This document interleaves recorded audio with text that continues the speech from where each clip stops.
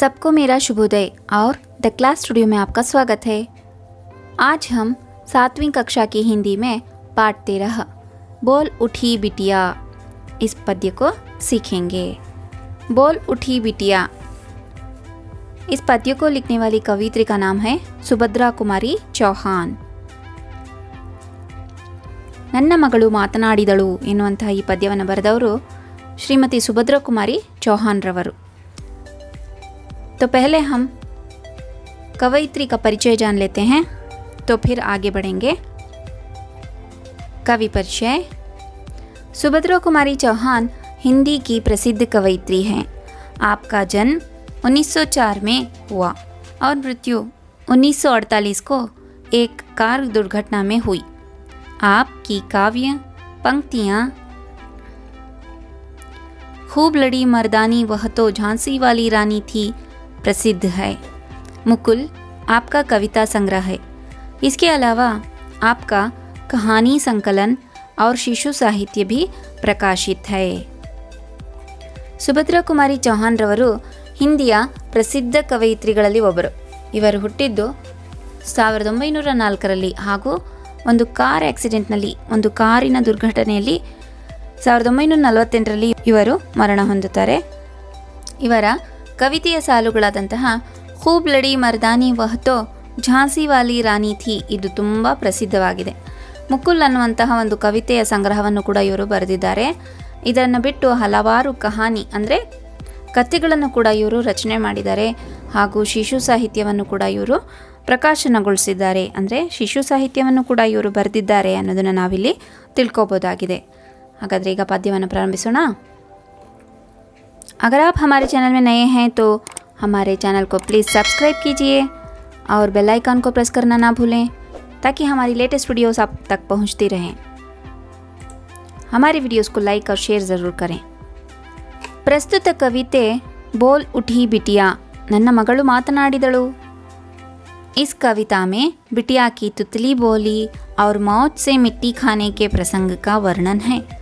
बेटी की मंजुल मूर्ति देखकर खिल उठने वाली माँ की ममता का सहज चित्रण भी है।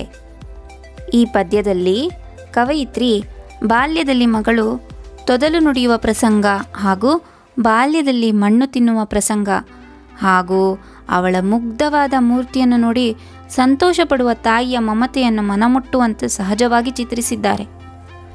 ಮೈ ಬಚ್ಪನ್ ಕೋ ಬುಲಾ ರಹಿ ಥಿ ಬೋಲ್ ಉಠಿ ಬಿಟಿಯಾ ಮೇರಿ ನಂದನ್ ವಂಸಿ ಫೂಲ್ ಉಠಿ ಯಹ ಛೋಟಿ ಸಿ ಕುಟಿಯಾ ಮೇರಿ। ಮನೆಯಲ್ಲಿ ಮಕ್ಕಳಿದ್ದರೆ ಮನೆ ಸಂತೋಷದಾಯಕವಾಗಿರುತ್ತದೆ।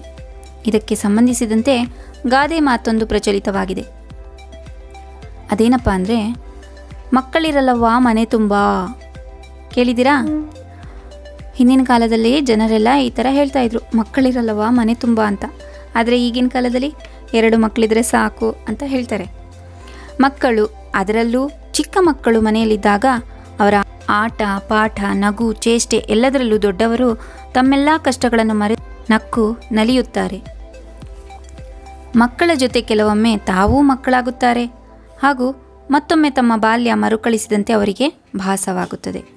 ಅಂಥದ್ದೇ ಒಂದು ಸನ್ನಿವೇಶವನ್ನು ಈ ಪದ್ಯದಲ್ಲಿ ವಿವರಿಸಲಾಗಿದೆ। ಕವಯಿತ್ರಿ ಒಮ್ಮೆ ಕುಳಿತು ಯೋಚಿಸುತ್ತಿರುವಾಗ ಅವರ ಮಗಳು ಬಳಿ ಬಂದು ಮಾತನಾಡಿಸ್ತಾಳೆ। ಅವರ ಮಗಳು ಮುದ್ದು ಮುದ್ದು ಮಾತುಗಳನ್ನು ಹೇಳ್ತಾ ಇರುವಂತಹದ್ದನ್ನು ಕೇಳಿ ಅವರ ಮನೆ ಅವರಿಗೆ ಒಂದು ನಂದನವನದಂತೆ ಕಾಣ್ತಾ ಇದೆಯಂತೆ। ನಂದನ್ವನ್ಸಿ ಫೂಲ್ ಉಠಿ ಯಹ ಛೋಟಿ ಸಿ ಕುಟಿಯಾ ಮೇರಿ, ನನ್ನ ಸಣ್ಣ ಮನೆ ಒಂದು ನಂದನವನವಾಗಿ ಕಾಣ್ತಾ ಇದೆ ನನಗೆ ಅಂತ ಹೇಳಿ ಹೇಳ್ತಾರೆ। ಮಾ ಓ ಕಹಕರ್ बुला रही थी मिट्टी खाकर आई थी कुछ मुंह में कुछ लिए हाथ में मुझे दिखाने लाई थी। ಅಮ್ಮ ಅಮ್ಮ ಅಂತ ಕರೀತಾ ಒಳಗೆ ಬಂದವಳು ನನ್ನ ಮಗಳು ಮಣ್ಣನ್ನು ಸ್ವಲ್ಪ ತಿಂದು ಬಂದಿದ್ದಾಳೆ ಹಾಗೂ ಕೈಯಲ್ಲಿ ಸ್ವಲ್ಪ ಹಿಡ್ಕೊಂಬಂದಿದ್ದಾಳೆ, ಅದನ್ನು ಕವಯಿತ್ರಿಗೆ ತೋರಿಸೋದಕ್ಕೆ ತಂದಿದ್ದಾಳಂತೆ। ಚಿಕ್ಕ ಮಕ್ಕಳಿಗೆ ಮಣ್ಣು ತಿನ್ನೋದಂದರೆ ಭಾಳ ಇಷ್ಟ। ತಾವು ಹೆದರಿಸಿದ್ರು ಕೂಡ ನಮ್ಗೆ ಗೊತ್ತಿಲ್ಲದೆ ಹಾಗೆ ಹೋಗ್ಬಿಟ್ಟು ಬೆರಳನ್ನು ಭೂಮಿಗೆ ತಾಕ್ಸಿ ನೆಕ್ತವೆ, ನೋಡಿದ್ದೀರಾ? ಇದನ್ನು ನೋಡಿದಂಥ ಕವಿತ್ರಿಗೆ ಬಹಳ ಆಶ್ಚರ್ಯ ಆಗುತ್ತೆ। ತನಗೋಸ್ಕರನೂ ಹಣ್ಣನ್ನು ತಗೊಂಬಂದು ಅಮ್ಮ ನೀನು ಸ್ವಲ್ಪ ತಿನ್ನು ಅಂತ ಹೇಳಿ ಆ ಮಗು ತನ್ನ ತಾಯಿಗೂ ಕೂಡ ಕೊಡ್ತಾ ಇದ್ದಾಳೆ. ಇದನ್ನು ನೋಡಿ ಅವರಿಗೆ ತುಂಬ ಆಶ್ಚರ್ಯ ಆಗ್ತಾ ಇದೆ. ಮುಜೆ ದಿಖಾನೆ ಲಾಯಿ ಥಿ, ನನಗೆ ತೋರಿಸೋದಕ್ಕೆ ತಂದಿದ್ದಾಳೆ ಅಂತ ಹೇಳ್ತಾ ಇದ್ದಾರೆ. पुलक रहे थे अंग दृगों में, कौतूहल था छलक रहा, मुंह पर भी आह्लाद लालिमा, विजय गर्व था झलक रहा.